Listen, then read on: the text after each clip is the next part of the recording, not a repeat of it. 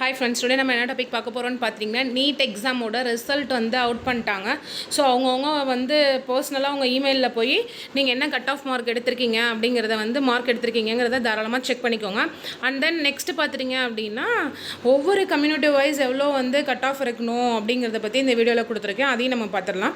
யூஆர்இடபிள்யூஎஸ் அப்படின்னா நீங்கள் வந்து 686 to 144 வரையும் கட் ஆஃப் இருக்கணும். ஓபிசியாக இருந்தீங்கன்னா 143 to 113 வரையும் கட் ஆஃப் இருக்கலாம். எஸ்சி பார்த்துட்டிங்கன்னா 143 to சேம் அதே தான் 113 வரையும் கட் ஆஃப் இருக்கலாம். எஸ்டி வந்து 143 to 113 வரையும் கட் ஆஃப் இருக்கலாம்.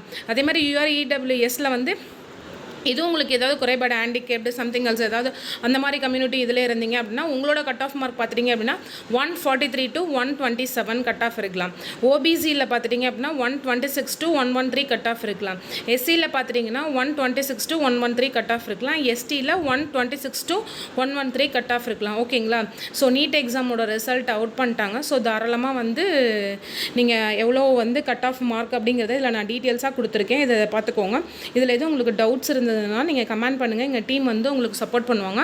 அண்ட் தென் எஜுகேஷனை பற்றின எந்த டவுட்ஸ் இருந்தாலும் சரி, மேனேஜ்மெண்ட் கோட்டாலும் டிஸ்கிரிப்ஷனில் இருக்க நம்பருக்கு கால் பண்ணுங்கள். அண்ட் தென் ஏதாவது அப்டேட்ஸ் வேணும் அப்படின்னா நீங்கள் கீழே கொடுத்துருக்க லிங்க்கை வந்து ஃபாலோ பண்ணிக்கோங்க. அதில் நாங்கள் எல்லா அப்டேட்ஸும் போட்டுட்டு தான் இருக்கோம். ஓகேங்களா? தேங்க்யூ ஃபார் வாட்சிங்.